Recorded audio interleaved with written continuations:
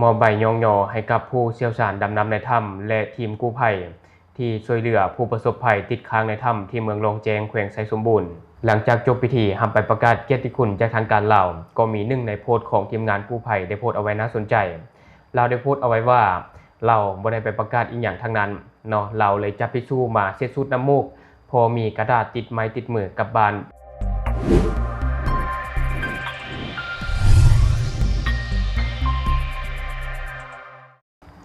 สวัสดีท่านผู้ชมยินดีต้อนรับเข้าสู่รายการช็อคเดอะนิวแล้วหัวข้อข่าวที่ทางรายการอยากจะนำเสนอในมื้อนี้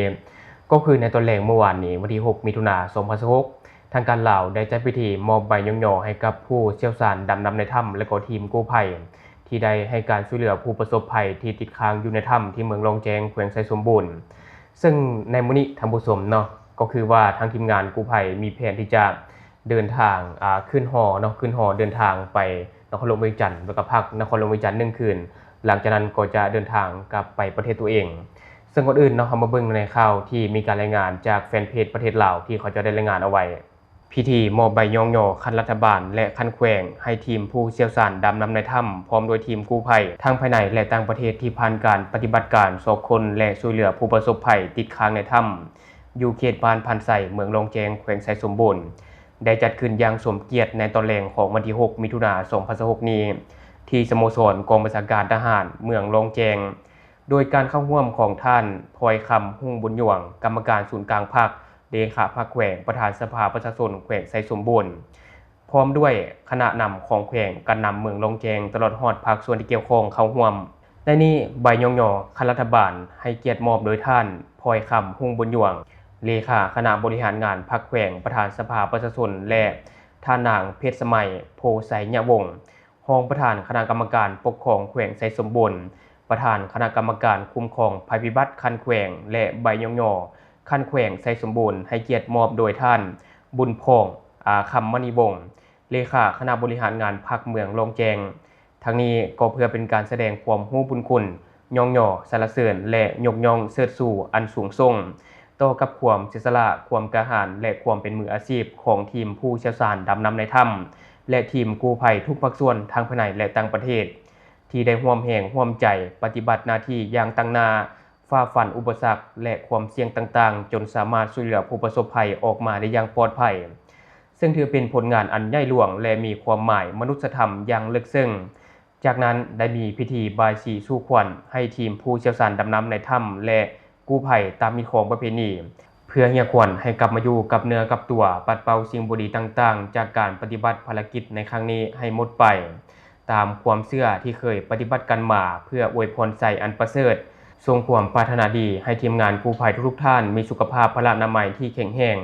มีจิตใจที่เข้มแข็งประสบผลสำเร็จในหน้าที่เวียกงานและเดินทางกลับภูมิลำเนาก็คือประเทศของตนด้วยความสวัสดิภาพหลังจากจบพิธีทำไปประกาศเกียรติคุณจากทางการลาวก็มีหนึ่งในโพสต์ของทีมงานกู้ภัยได้โพสต์เอาไว้น่าสนใจ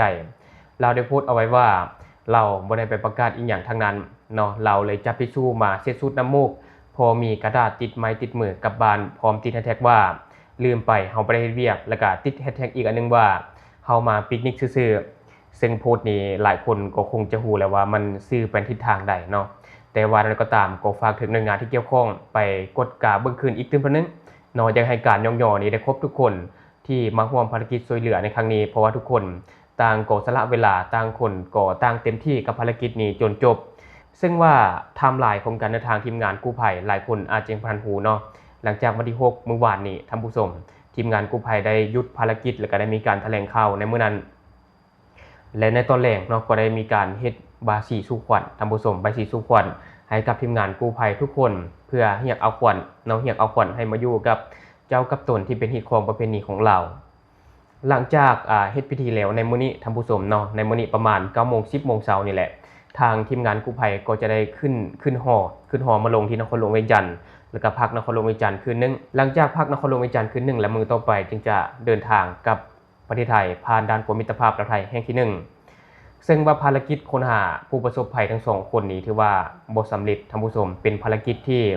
หลายคนรู้สึกเสียใจเป็นอย่างยิ่งบ่ว่าจะเป็นทางครอบครัวทางทีมงานกู้ภัยแล้วก็ประชาชนอยู่ในพื้นที่หลายคนก็รู้สึกเสียใจที่บ่ได้ตามที่หวังเอาไว้ แต่ก็อยากให้ทุกคนรู้ไว้ว่าทีมงานกู้ภัยทุกภาคส่วนบ่ว่าจะทั้งลาวไทยหรือว่าผู้เชี่ยวชาญจากต่างประเทศเขาเจ้าต่างก็เฮ็ดหน้าที่ของตนอย่างสุดกำลังแต่เฮาก็ฮู้กันอยู่เนาะถึงแม้ว่าจะเก่งส่ำใดเฮาก็สู้กับธรรมชาติบ่ได้ท่านผู้ชมอันนี้คือสิ่งที่มันเกิดขึ้นแล้วและในตอนเช้านี่นะท่านผู้ชมข้าพเจ้าก็ได้เห็นภาพที่ว่าเท่ามืดเนาะหนึ่งในผู้ประสบภัยที่ออกมาในวันที่29พฤษภาคมที่ผ่านมาแล้ววันที่30จังแม่น4คนหันออกมาซึ่งเท่ามืดนี่ตอนเช้านี้เราได้ขี่รถจักรเอาของกินอาหารการกินไปส่งให้กับทีมงานกู้ภัยว่าจะเป็นไอ้เก่งกาดแล้วก็ไอ้มนัสแล้วก็อีกทีมงานหลายๆคนเนาะต่างคนก็ต่างห้องให้บ่อยากจากลาเนาะหลายคนอยากให้สู้ต่อแต่เนื่องจากสภาพอากาศบ่เอื้ออำนวยท่านผู้ชมและนอกจากนั้นเองเนาะเมื่อวานนี้ก็ได้มีการเซ็นเสื้อให้กันเซ็นเพื่อเป็นการจากลาเป็นที่ระลึกซึ่งกันและกันว่าเฮาจะบ่ลืมกันเฮาเคยเฮ็ดบุญต่อกันจึงได้มาเจอกันแบบนี้เนาะลายเซ็นจากดาราฮอลลีวูดจากกาฬสินธุ์จุดคลองใจ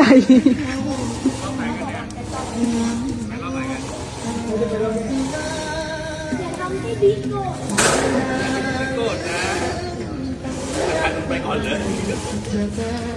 ถ่ายยันด้วยงามแท้อาจารย์